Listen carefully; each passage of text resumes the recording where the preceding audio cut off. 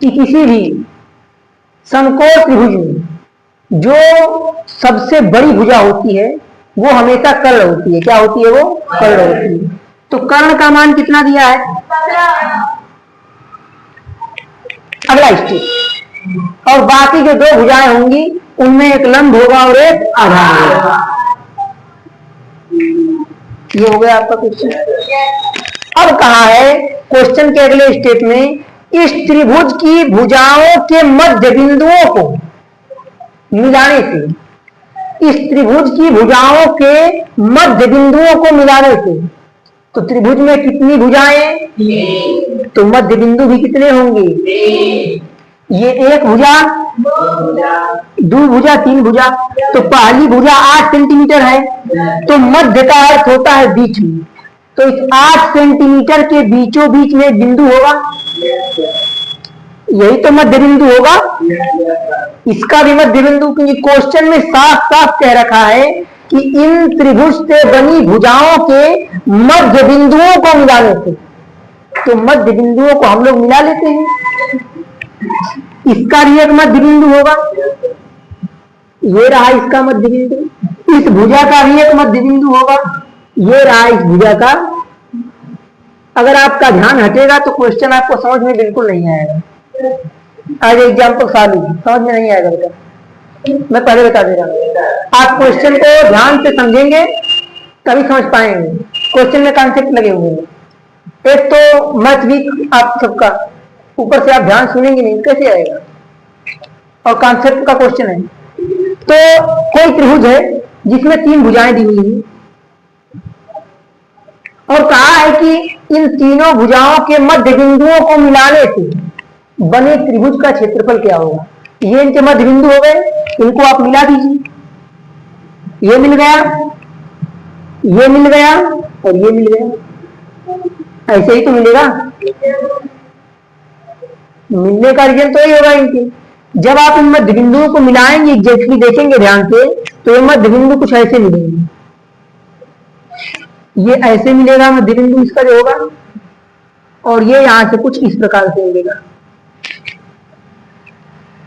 तो अगर समकोण त्रिभुज के मध्य बिंदुओं को आप मिलाएंगे तो समकोण त्रिभुज के मध्य बिंदुओं को मिलाने से समकोण त्रिभुज के अंदर भी एक त्रिभुज बन रहा है।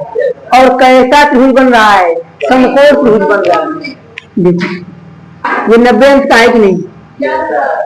मतलब ये भी क्या है? अगर इस समकोण त्रिभुज की हमको भुजा मालूम चल जाए तब तो हम इसका क्षेत्रफल निकाल देंगे। क्योंकि क्वेश्चन में कहा क्या है?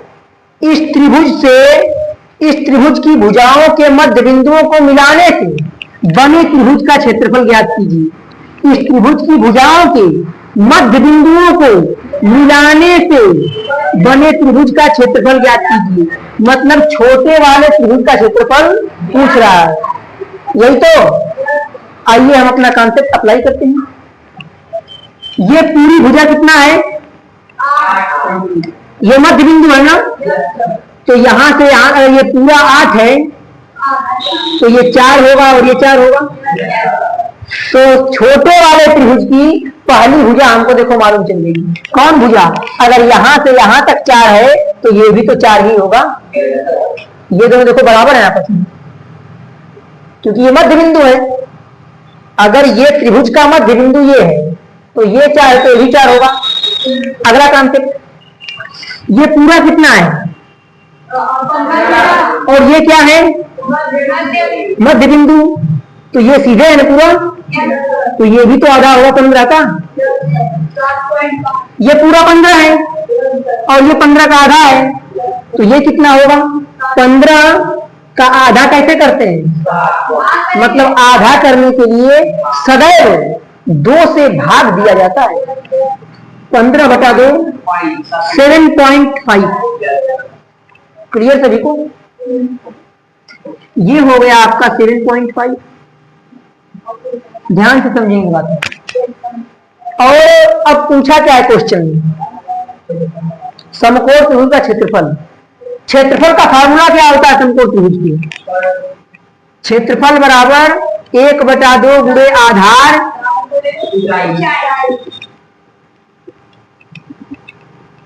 हम इसके कर्ण को ज्ञात करके क्या करेंगे? क्या हमें कर्ण ज्ञात करने की कोई जरूरत है?